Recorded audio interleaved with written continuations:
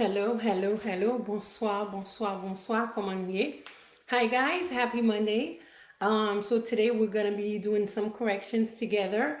So for those of you guys that have the red book, if you guys can please turn it to page 108. We're gonna be doing section 34.2, okay? So pour moun ki gen livre rouge yo, nan travay sou page 108, ok? 108, section 34.2, okay? So I'm gonna give you guys 30 seconds and I will be right back. Thank you.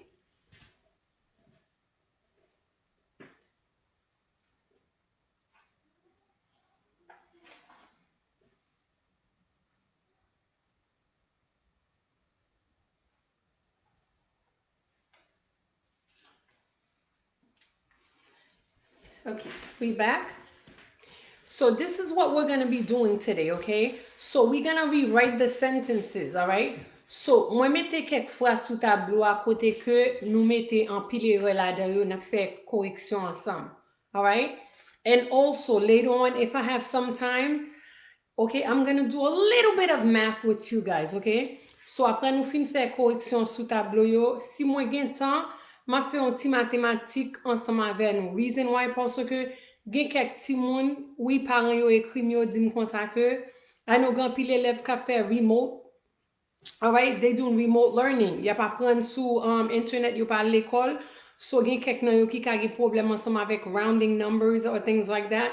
So I'm going to do a little bit with you guys pour yo ka comprendre plus bien, okay? So même ki gon petit, all right, ka prend cours sous internet, ka fait remote learning, assoya après me fin faire ça, moi pral faire rounding numbers ensemble avec yo, so ou ka invite yo pour yo ka suivre tout, okay? So m'pa faire un pile m'a just montrer yo how do you round numbers to the nearest tens, hundreds, thousands, 10,000s, 100,000s and so on, all right?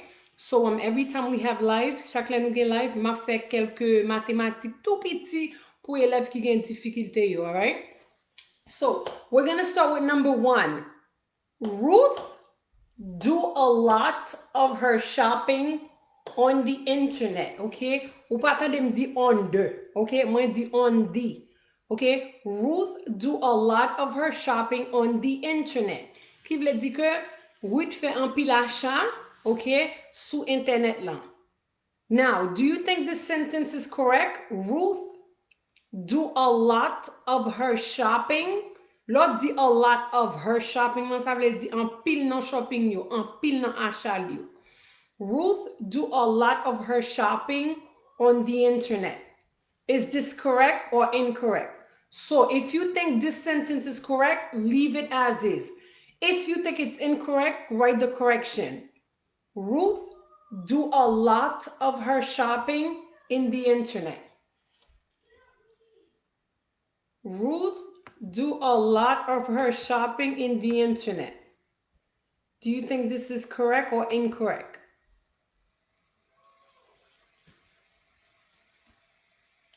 Ruth, ok? En créole, nous t'avons dit Ruth, ok? Anglais, U yon son ou, li bon son you, Ruth. Ruth. Ruth. Do a lot, vle di en pile, of, ok? Ou pas di of. Là où est mot ça, F là, sonne tant qu'on V pour dire of, her, shopping, okay? Continuing, because it ends with ing. On the internet, okay? Songez bien, des fois, moi, dis nous comme ça que des fois, l'on appli de a, li bord de, des fois, le bord di. All right? Very good, Bermude. All right? Ruth does a lot of her shopping on the internet. Ou pas qu'à dire Ruth do, parce que Ruth is third person singular. Okay? Again, verb blanc, c'est I do, you do, he does, she does, it does. It doesn't matter même si vous écrit non ou non, pas écrit non ou non. Since we're talking about a female, okay, so nous déjà connaît que c'est she does. So therefore, do does not make sense. The correct answer is Ruth does a lot of her shopping on the internet. Very good. So, moun ki ekri Ruth does yo, excellent. All right, next. The shop don't sell my size of clothes. The shop don't sell my size of clothes. Ki vle di ke shop la pa von size grade mwen, non? The shop don't sell. Sell vle di von. Sell my size of clothes. Clothes. Clothes. Soutan de bien, li bon son for di se ferme wap di clothes, okay? But it's clothes, okay? T-H-E-S, clothes, clothes, clothes, all right? The shop don't sell my size of clothes. Is this correct or incorrect? So number 2, if you think the shop don't, leave it as it is. If you think the shop son lot bagay, do the correction.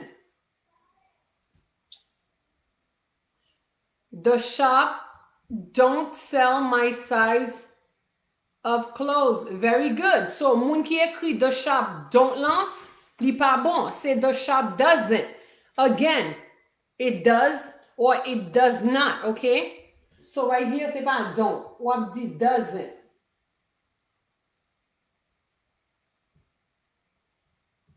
Okay? Now, si nou tap mekri doesn't lan nan positif, nou tap di does. Okay? Même jan lor di do for the negative, for the positive, the negative is don't.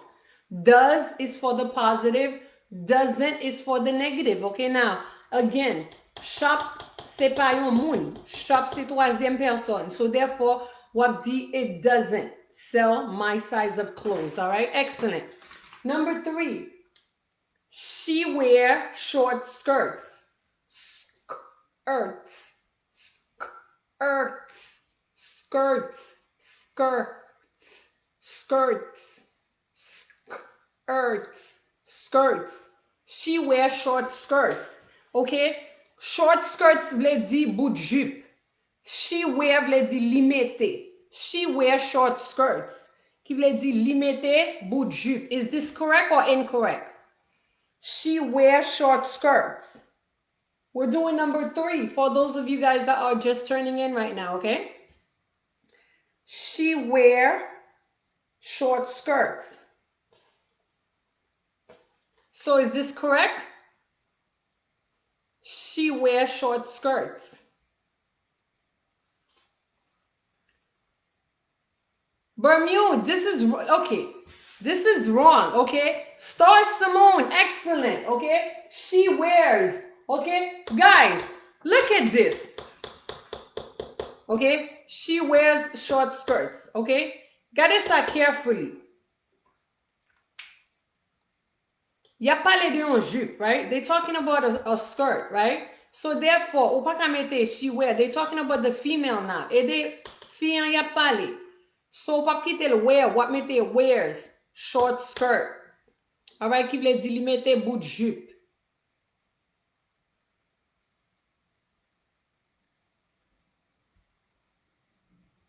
I'm sorry, Bermude. My mistake. You're right. Simone. Add the S on skirts. Li pa chanje. Because c'est pas un seul jupe yo dou li mette. Ok? Li ap dou kon sa ke moun sa, li toujou mette bout jupe. Ok? So, if they're talking about more than one clothes, okay, it's plural. Ou suppose mette S. Add S on skirts. Alright? She wears short skirts. Ki vle di li mette bout jupe. Number 4, Greg's jeans doesn't fit him. Greg's jeans doesn't fit him. Is this correct or incorrect? Very good, guys. Greg's jeans doesn't fit him. Okay? Remember, mwen te di nou kon sa ke, pou ki sa yo mette apostrophe S lan la? Okay? Pou yo ka montro li posede, possessive.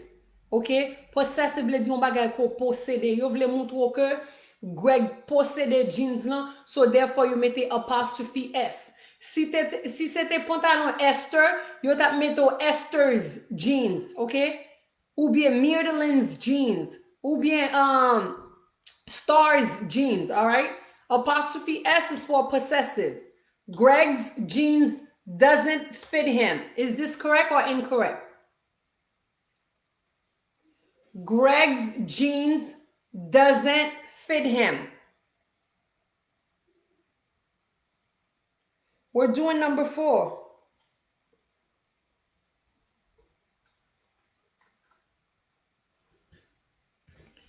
Greg's jeans doesn't fit him.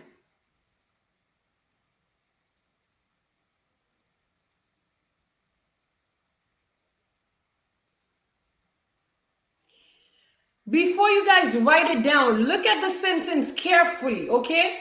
Songez bien, toujours dit nous chaque règle gagne une exception. Yes, we know they're talking about a man, okay? Nous connaissons parler de un garçon. Songez bien, dit nous chaque règle gagne une exception. Greg's jeans doesn't fit him.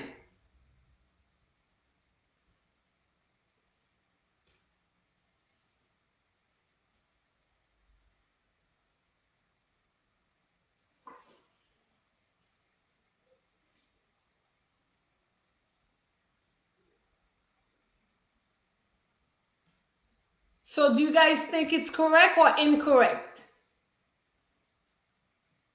Greg's jeans doesn't fit him. Is this correct or incorrect?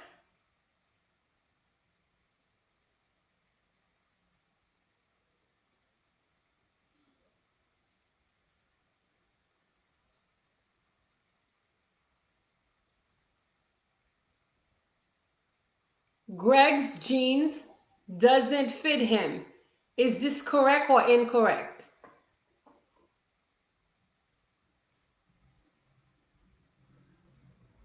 Okay, now, moi connais gen pile nan nou qui écrit doesn't, li pa doesn't, li don't.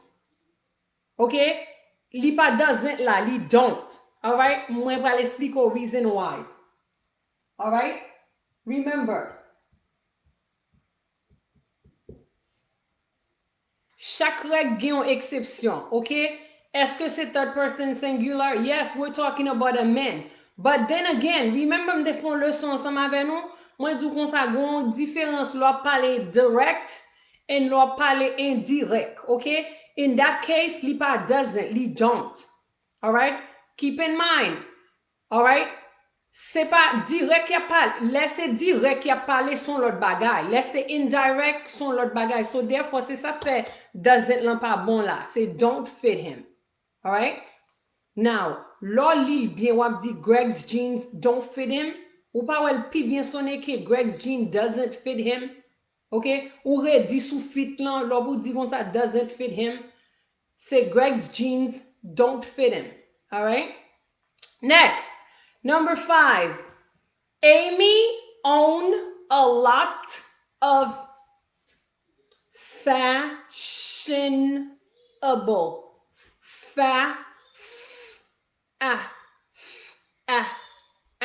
Okay?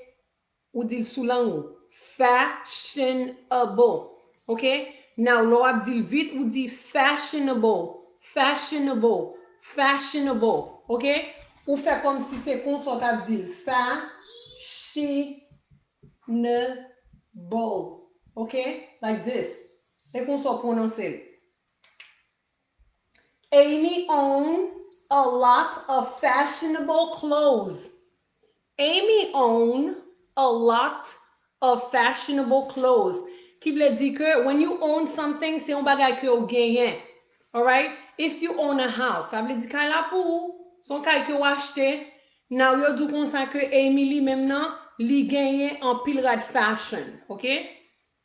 Amy owned a lot of fashionable clothes. A lot of. Okay? Amy owned. Very good, Bermude. Is Amy owns. Ou pas j'aime dit Amy own. Amy owns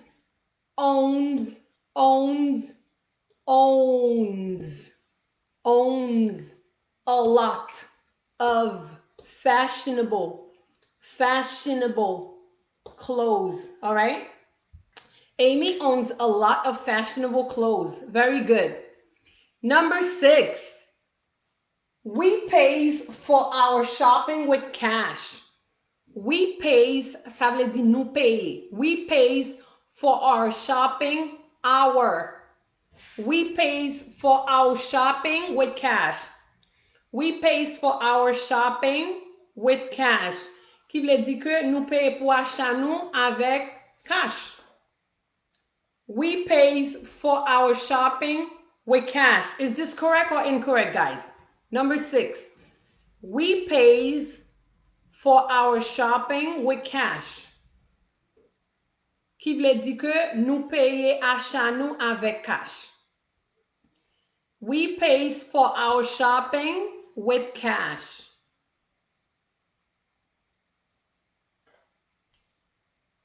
We pays for our shopping with cash.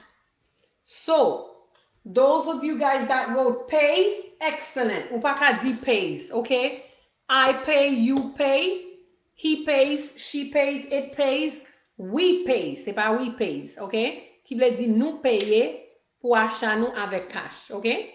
Number 7, Duncan, all right, Duncan never try on clothes before he buys them.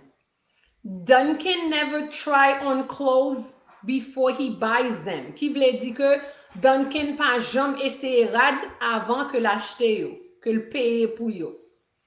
Duncan never try on clothes before he buys them. Duncan never try on clothes. Duncan never try on clothes before he buys them. Duncan never try on clothes before he buys them. Is this correct or incorrect? We're doing number 7. Duncan never try on clothes before he buys them. So number 7.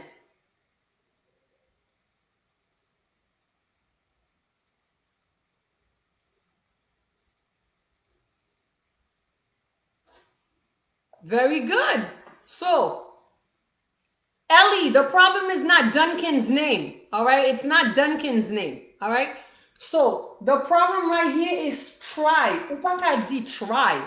Wap di tries, okay? Now, sou li res phrase la, même sou pa ta comprendre tout, okay? Yo deja montre la before he buys, okay? Avant que l'achete. Si yo mette S nan sa, guys, obviously, ou connaissez pou mette S nan sa tout, okay? So, tries is T-R-I-E-S.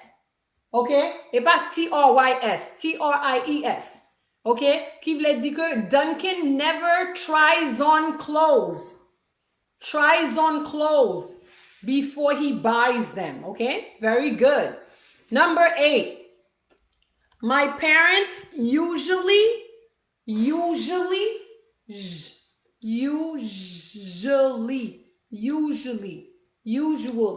my parents usually pays for my clothes. My parents usually pays for my clothes. Qui veut dire habituellement c'est parents moi qui toujours paye pour rad moi. My parents usually pays for my clothes. So is number 8 correct or incorrect? My parents usually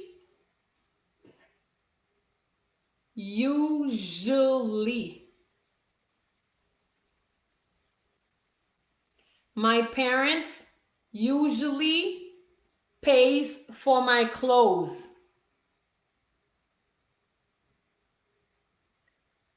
My parents usually pays for my clothes. Okay, so for number 8, that's not right. Okay, again, verb lan du kon sa ke they, my parents would be considered as 2 or more person, okay? Parents moi c'est 2 moun, okay? So therefore, nous déjà connaît que we're talking about they. Ou pas jamais dit they pays. Ou pas dit they pay. So the correct answer is my parents usually pay. P-A-Y. Okay? Et pas pays. Pay for my clothes. Number 9. Peter don't own many clothes. Peter pa gen pil rad non? Peter don't own many clothes. Peter don't own many clothes. Peter don't own many clothes. We're doing number 9. Peter don't own many clothes. Peter, good. Moun ki ekri doesn't, you're excellent. So Peter doesn't own many clothes. Very good. Now, number 10. Mirdelin don't mind helping you. Mirdelin don't mind helping you. Qui vle di ke Mirdelin pa gen problem pou le do? Mirdelin don't mind helping you. Is this correct or incorrect? Mirdelin don't mind helping you.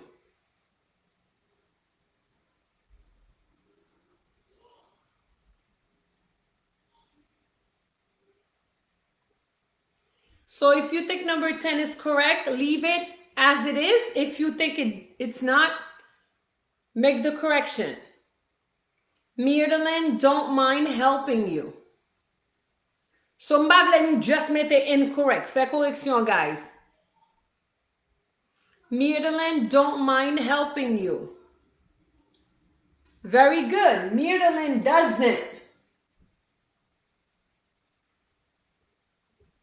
Mirdelin doesn't mind helping you.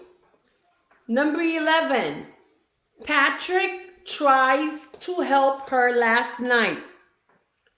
Patrick tries to help her last night. So is this correct or incorrect? Patrick tries to help her last night. Qui vle di ke Patrick essaye pou l'aider hier soir. Patrick tries to help her last night.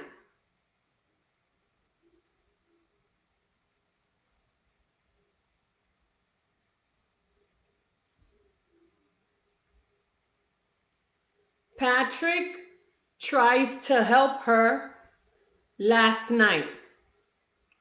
Number 11. Patrick tries to help her last night.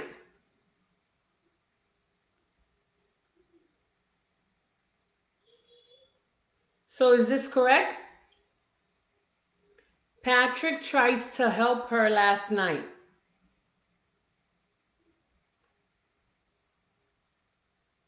Okay.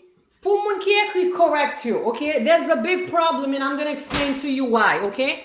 Now, là ou gade fwa sa ou deja we there's no way fwa sa correct, okay? Because if something happened last night, okay? Last night vle di yes soir. So if we're talking about last night, so therefore this can't be tries, okay? This is something that you would tried, okay? Li pa ka tries, because we pale de yes soir. So c'est tried, I-E-D, okay? Et kon sa pou liye. Ou pa ka di Patrick tries to help her last night, okay? Si ma pale don bagay jodi, yes, mwen te gen dwa kite tries lan, okay? That's something that happened last night. So therefore, ou pa ka di tries, wap di tried, ki vle di te essaye, okay? Patrick tried to help her last night, okay? So, pou moun ki ekri tried lyo, very good. Number 12. It don't, hold on. It don't make sense to me. All right? It don't make sense to me. Is this correct or incorrect? Li pa fè sens pou mwen, non? It don't make sense to me. It don't make sense to me.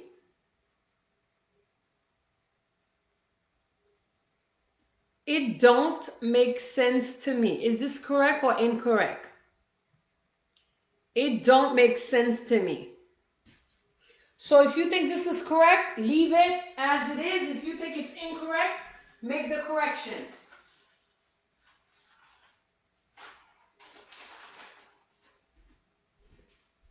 Listen, it don't make sense to me. Very good. Moun ki ekri doesn't, you're excellent. Wak a di it don't. Wak di it doesn't. Okay?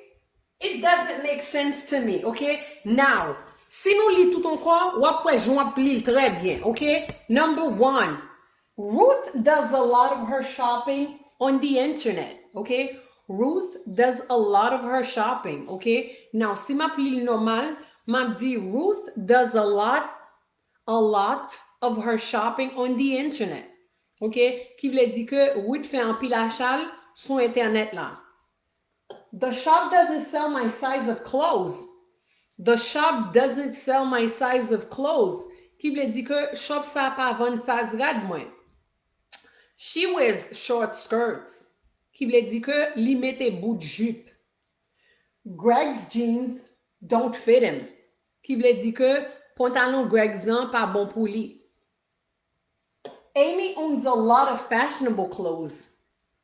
Amy owns a lot of fashionable clothes. Amy owns a, ouais, lo pli normal ou rale a.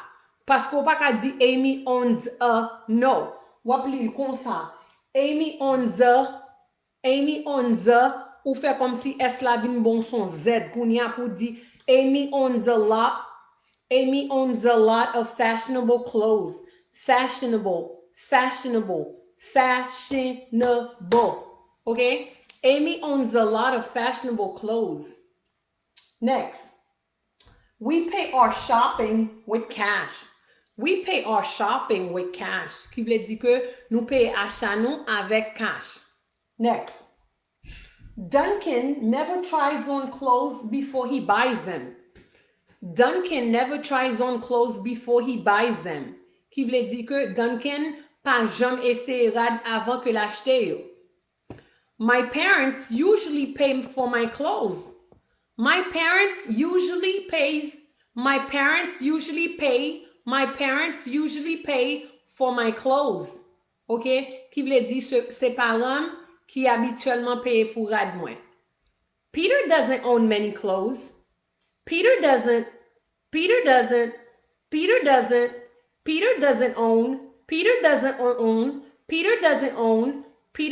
own many clothes. Okay?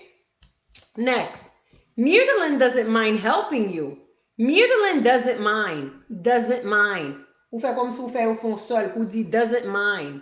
Mirdelin doesn't mind helping you. Mirdelin doesn't mind helping you. Qui veut dire que Mirdelin pas de problème pour les dos. Patrick tried to help her last night. Patrick tried to help her. Patrick tried to help her last night. Qui veut dire que Patrick essayait aider hier soir. Okay? It doesn't make sense to me. It doesn't make sense to me. Qui veut dire que li pa fait sens avem. Okay? Now, this is what I'm going to do. Okay? Même nous, même kap gade nan, some of you guys are studying to take GED or whatever it is. Quel que soit ça ou pran ici, you need math. Okay? Now, gen kek moun ki pa habitué ensemble avec rounding. Okay? Now, même le wal fait achat, if you don't know how to round up numbers, y ap volo pa, même kon si y ap volo même. Okay? Gen moun depi yo wè numéro, yo oublié tout bagay. Okay? I'm gonna make rounding easy for you guys. Now, pay attention. Okay? This is what I'm gonna do. So, sougon petit tout qui gen problem ensemble avec rounding, now would be the best time to have them come and sit next to you so they can learn with you, all right? So I'm gonna erase this and I'm gonna show you guys, okay?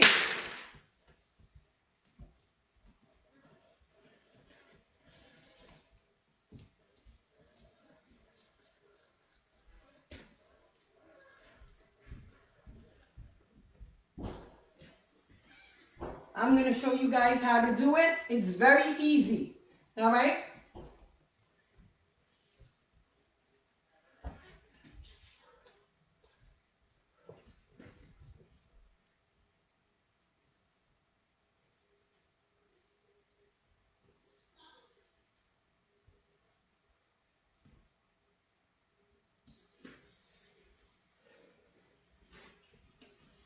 Okay.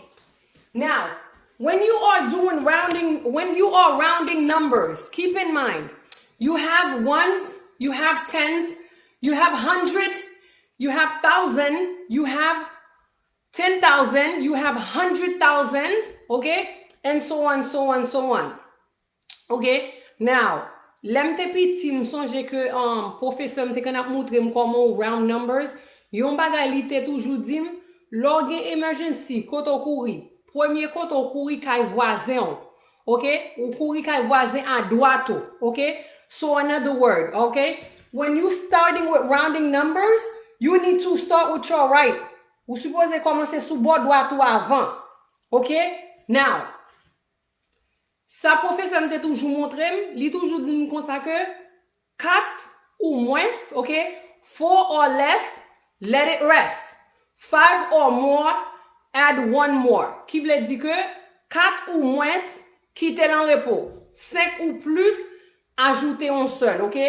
Now, 4, 3, 2, 1. Et ça fait du comme ça que 4 or less. Qui ça que less là? Less veut dire moins, OK? 4 or less, let it rest. Let it rest veut dire quitter le reposer, OK? Then you have 5, 6, 7, 8, 9, OK? 5 or more, add one more. OK? Qui veut dire que 5 ou plus, ajoutez un seul encore. OK? Now, synapse round off tens. OK? Let's do this one. Let's do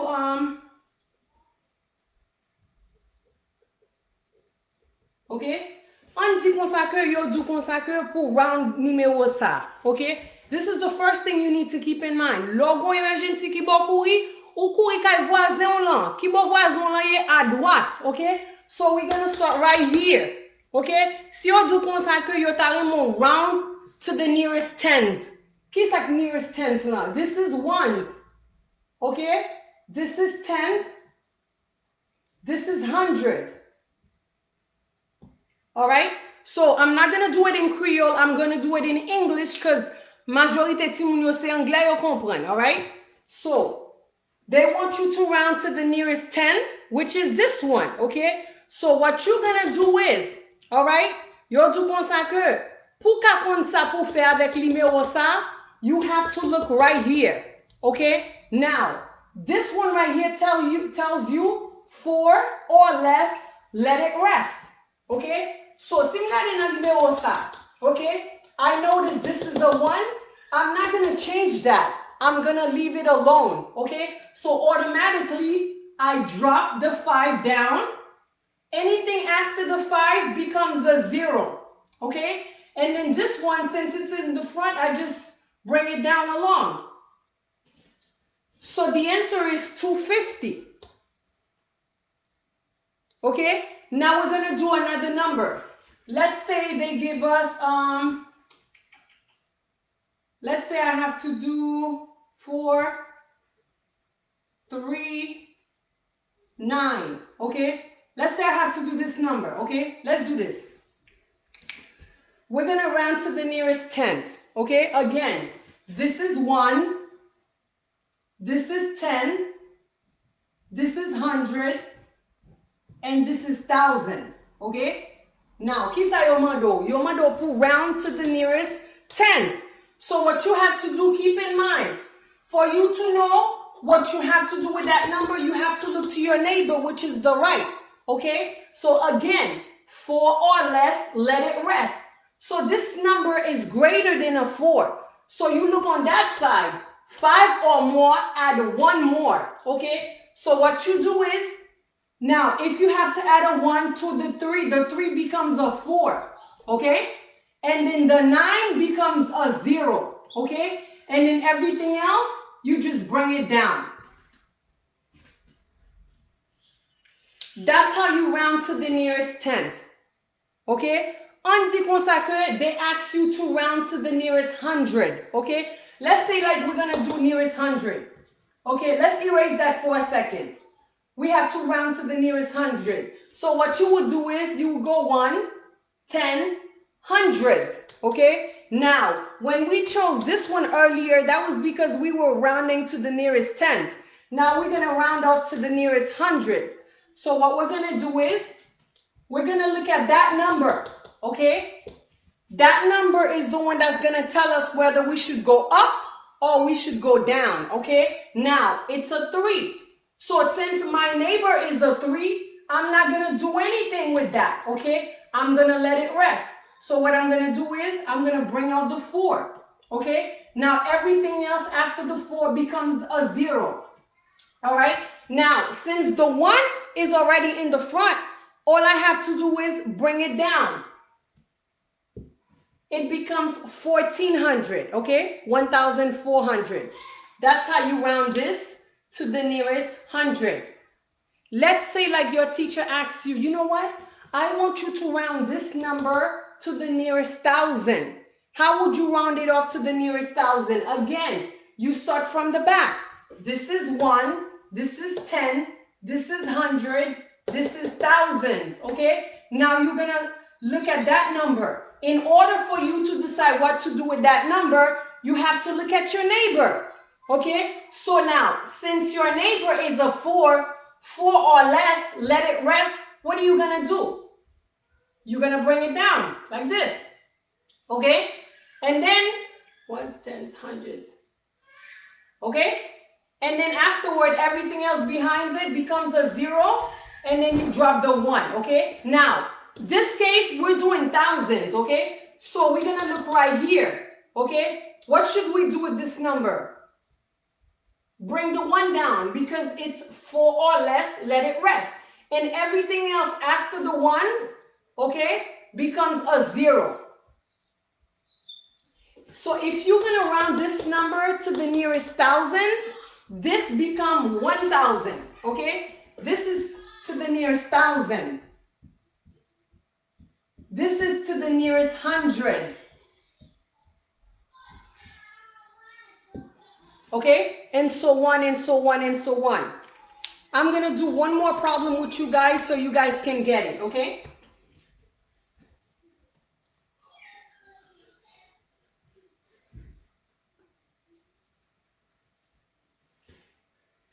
Let's say we had to do 5, 7, 9, 4. Okay? 5, 7, 9, 4. And they said, you know what? We want you to round this to the nearest 1,000. All right? So this is 1. This is 10. This is 100.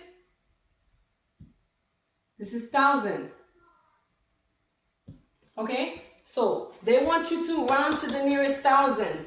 So what are you going to do?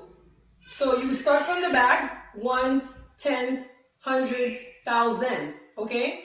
So for you to know what to do with that, you got to look at your neighbor. Okay? Your neighbor is telling you to add 1 more because 7 is greater. Okay? So the 5 becomes a 6. Okay? And anything else becomes a 0. 6,000. Okay? Let's say like this. Let's say this wasn't a 7. Okay? On dit c'est pas ton 7 qui était là if it was a 4.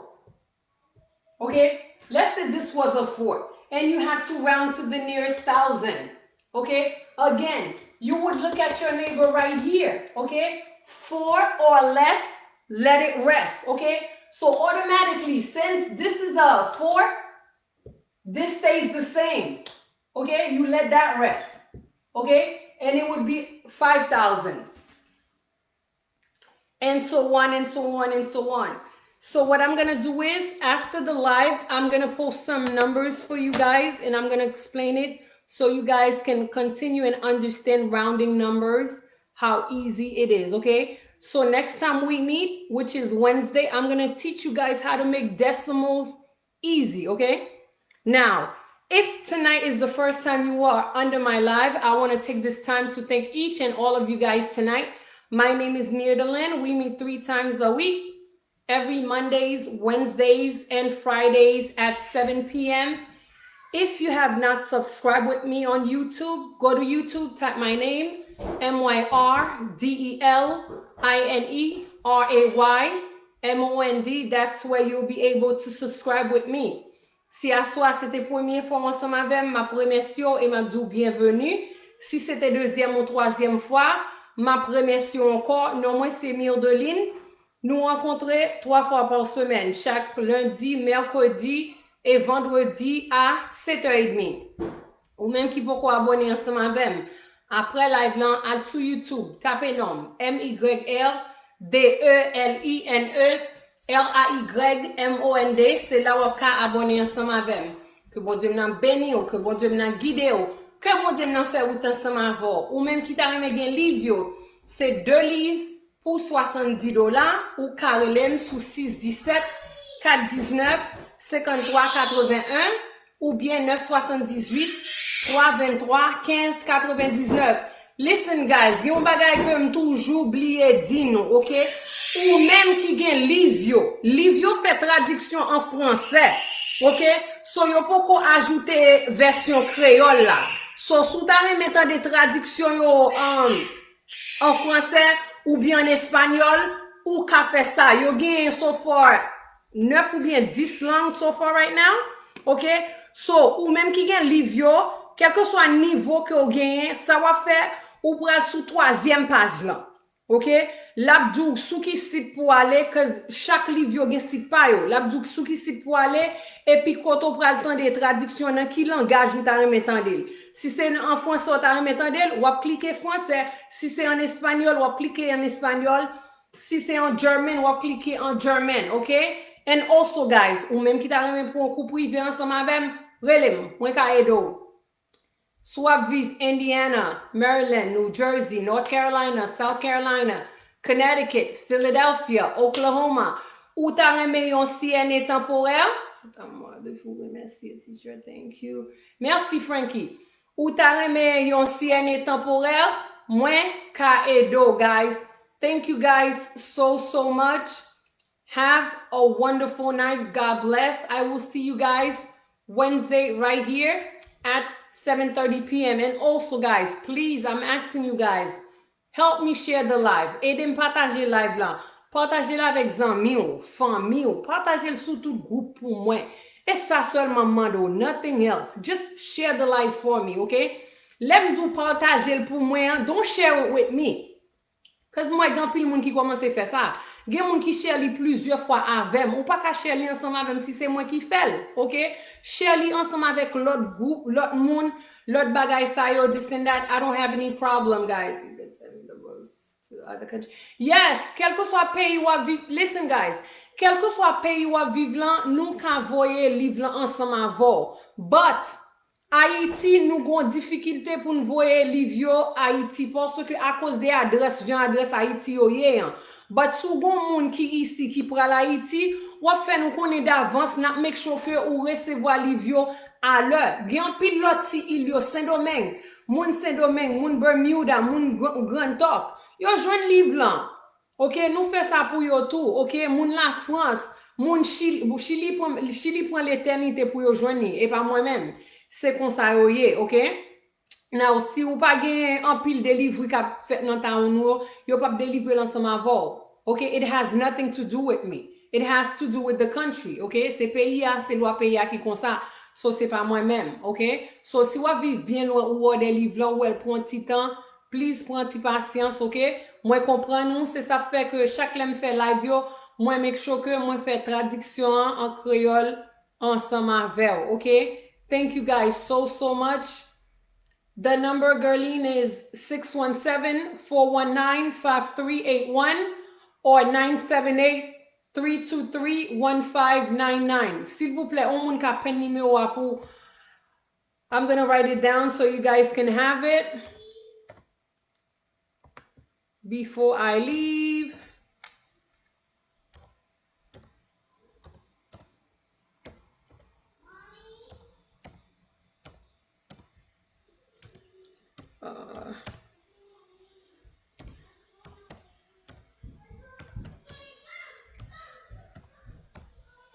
And also, guys, gen mesaj sa mte bezon kite pou nou men, ok? Si nou fè 2 mois, nou pale anseman avem, epi mba jam tande nou. Lò ki ton mesaj pou mwen pa di kon sa, teacher, ou sonje nou te pale deja? Guys, mwen pale avek an pil moun nan yon jounen. So that is why mwen toujou di nou. Sou ki ton mesaj mwen, please, leave your name, your phone number, and I will return your call as soon as I can. But sou di m kon sa, teacher, ou sonje nou te pale deja? M pa pre long pour me dire comme ça, allô, bonsoir, et s'il vous plaît, m ka parler avec ou même te parler déjà, m pa ka faire ça. So that is why m toujours dit nous ça, leave your name, and when I do have time, moi toujours make sure moi retourner appel nous, ok? Si m pa retourner appel ou, c'est que ou mal quitter message là, ou bien que ou pas quitter numéro pour moi retourner appel ou, ok guys? So thanks again guys, I love you all. I will see you guys Wednesday right here. Have a wonderful night. Bye-bye.